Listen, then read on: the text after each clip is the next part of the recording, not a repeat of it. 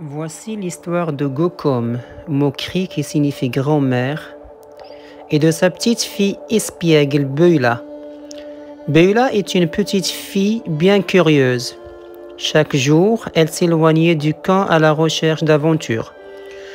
Gokom devait sans cesse lui rappeler d'obéir.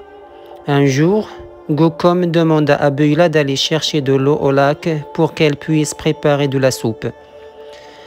« Ne nage surtout pas seul dans le lac, » lui dit sa grand-mère. « Pourquoi ?» demanda Beula. « Parce qu'il y a un poisson géant qui t'attrapera et t'avalera si tu t'éloignes trop de la rive. »« Mais Gokom, je n'ai pas peur de gros poissons. » Beula partit donc chercher de l'eau. C'était une très belle et très chaude journée. Le soleil brillait de tous ses rayons. Le long du sentier, un écureuil s'arrêta pour bavarder avec Beula. « Va-t'en, stupide écureuil !» lui dit-elle. « Je suis occupée. » Un papillon se mit à voler autour de la petite fille. Puis celle-ci se mit à courir de ceci, de là derrière le papillon pour l'attraper. Finalement, il s'envola. « J'ai bien chaud maintenant, » se dit Beula. Beula arriva finalement au lac. Elle se rendit sur la grosse pierre où Gokom lui avait montré comment recueillir l'eau. Elle mit ses seaux à l'eau et ils se remplirent très vite. Une fois remplis, les seaux étaient bien lourds. Elle les ramena donc à la rive très lentement. Ensuite, elle préleva avec une tasse les petites branches et les feuilles qui flottaient à la surface de l'eau. Beula était maintenant prête à retourner à la maison. Mais elle se sentit vite fatiguée de porter les seaux. Pour se reposer, elle s'allongea près de l'eau sur une belle grosse pierre plate. Le soleil lui brûlait la peau. Elle avait si chaud qu'elle décida de retirer sa chemise. Un gibeleux se posa sur la branche d'un arbre tout près du sentier. Il poussa un cri dans sa direction. « Hé toi, vieil oiseau bruyant, ne me dérange pas !» Et le gibeleux s'envola. Beula décida de nager un peu pour se rafraîchir avant de ramener l'eau à Gokom. Elle enleva tous ses vêtements et plongea dans l'eau claire.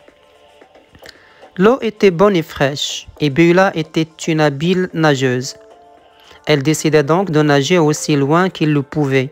Mais voilà qu'en nageant, elle vit une forme argentée dans l'eau. C'était un poisson énorme. D'une seule bouchée, elle avala Beula tout entière. Et Beula se retrouva subitement emprisonnée dans l'estomac du grand poisson dont Gokom lui avait parlé. « Oh non !» s'écria-t-elle. « J'aurais dû écouter Gokom. » Beula avait quitté le camp depuis longtemps. Sa grand-mère pensa qu'elle était encore partie à l'aventure et qu'elle avait oublié de lui rapporter les seaux d'eau. Elle ne s'inquiétait pas. Il y avait tellement de tâches à accomplir autour du camp. Elle coupa le bois et prépara le repas. À la nuit tombée, Beula n'était toujours pas rentrée à la maison. Gokom commença alors à se faire du souci, mais elle savait que sa petite fille était capable de retrouver son chemin dans les bois. Le jour suivant, Beula n'était pas encore de retour. Comme Gokom avait besoin de nourriture, elle décida d'aller pêcher. Elle prit son filet de pêche et se dirigea vers le lac. La pêche fut bonne. Elle attrapa 6 poissons, dont un qui était très gros. Il était plus long que ses bras étendus. Ce gros poisson pourrait nourrir toute une famille pendant une semaine. Elle commença alors à apprêter les poissons.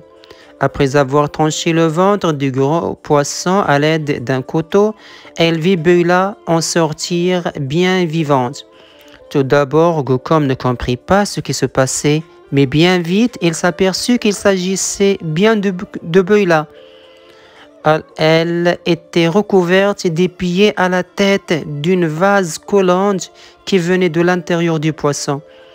La grand-mère regarda Beula en hochant la tête et se mit à rire. « Je t'avais averti de ne pas nager dans le lac. » Beulah, sans dire un mot, pencha la tête. Tout ce qu'il lui restait à faire, c'était de retourner au lac pour enlever ce dépôt gluant de son corps.